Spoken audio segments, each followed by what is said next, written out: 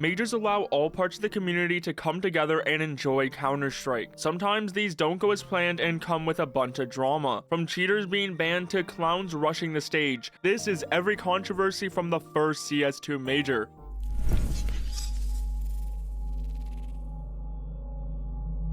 Let us begin with the open qualifiers, as they were being held on a different platform this time, which was challenger mode. The entire platform was bugged, matches weren't starting on time, they were hours late, and then when the games were on, it caused a bunch of crashes where many rounds were 4v5. This came with many complaints from pro players like Dupree, saying it's sad, disappointing, and a tad bit unprofessional. Simple said to hire more admins. Smuya did not want to experience this again, and Nico thought it was pretty sad. But Dar Gaming got disqualified because their coach live streamed the game to 700 viewers. Cheating was a huge issue during the open qualifiers, and the anti-cheat being used, which was Akros, made a statement saying it was completely out of control, as they've already banned over 30 cheaters in the open qualifiers. Going into the RMR, things didn't stop. One of the teams, Para, had a bunch of cheating and match fixing accusations from different orgs. There was also a bunch of complaints from players that the PCs being used just had really bad equipment, causing major optimization issues across various setups. Jerome, who said FPS was down to 130,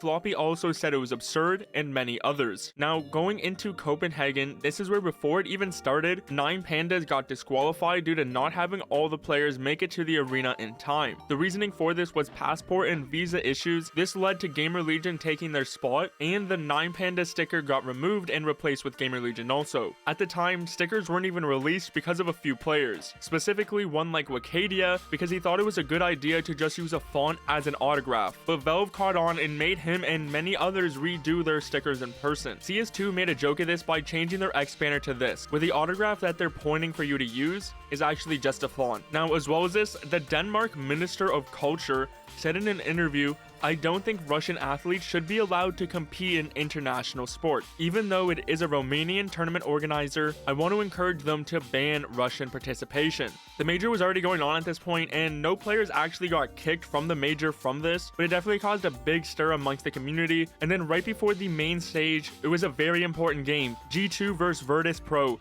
11-11. Virtus Pro was about to win. They had control and were about to make it to the playoffs, where then James' game crashes and VP eventually lose the series. PGO came out with a statement saying that it was due to Nvidia, and this also wasn't the only crash during the major, but definitely it was the biggest and the most important. Players were upset PGO did not do anything like restart the round. Later on in this series, Fame also lost a round because of a jump bug, which upset fans even more.